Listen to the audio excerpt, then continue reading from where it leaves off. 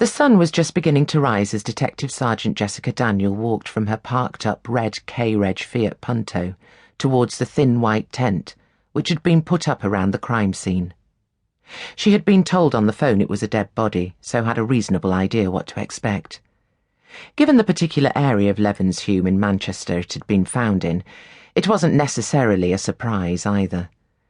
The youths who lived here seemed to spend large parts of their free time finding new and ingenious ways to hurt either themselves or someone else who happened to look a little different to them. They rarely went as far as killing each other, though.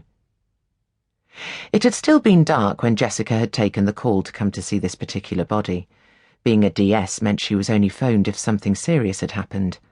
Her sleeping patterns hadn't been so great over the past year or so anyway, but it seemed pretty typical that some poor guy had got himself stabbed on one of the few mornings she had been fast asleep. Jessica reached the front of the tent and saw one of the scene of crime officers walking out wearing a white paper suit. They had obviously been quick off the mark that morning, even though their department was notoriously understaffed and relied on volunteers to stay on top of Greater Manchester's policing needs.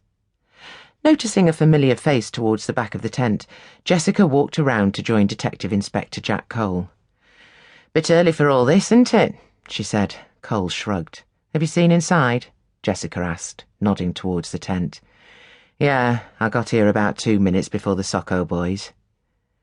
D.I. Cole was Jessica's immediate superior. They had been promoted at the same time 18 months ago. He had gone from DS to DI, with her bumped up from Detective Constable to her current DS position. D.I. Cole was well known in the station for not wanting to get his hands dirty and preferring to work from his desk. Some people saw that as a negative, and, although Jessica had at first, it did enable her to get more involved in things. Despite that, he was loyal and one of the people she trusted the most at the station, even though she didn't really know much about him. Jessica was in her early 30s, but the 15 or so years between her and Cole couldn't have been wider. She was still living in a flat with next to no savings and taking things as they came. He was settled with 2 kids and a wife he clearly adored, but kept that side of his life completely separate from his professional career. She had never met his partner or children, and, as far as she knew, neither had anyone else in the station. He was a normal, unassuming guy who you wouldn't look at twice if you didn't know he was a detective. Jessica acknowledged Cole's reply with a nod and moved around to the front of the tent.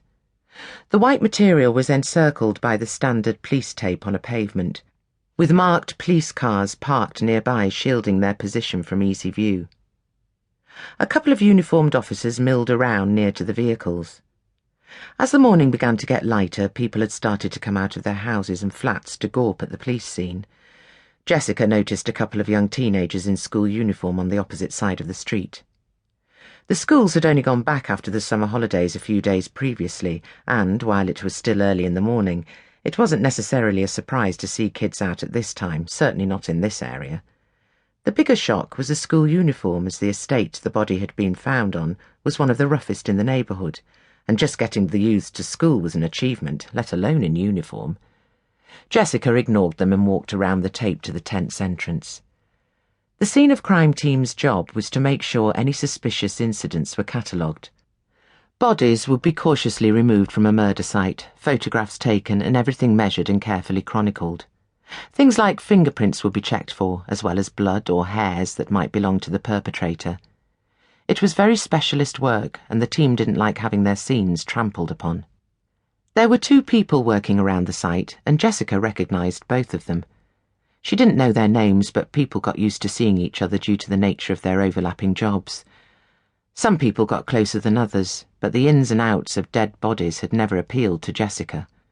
Although she felt the crime scene sometimes helped clarify her thoughts, she was more than happy to read a report rather than see the gory parts for herself. Despite this, seeing as she was there anyway, she asked to have a look. The person in the white suit standing by the tent's opening was a woman a few years older than Jessica. "I'd rather you didn't." "I won't touch anything.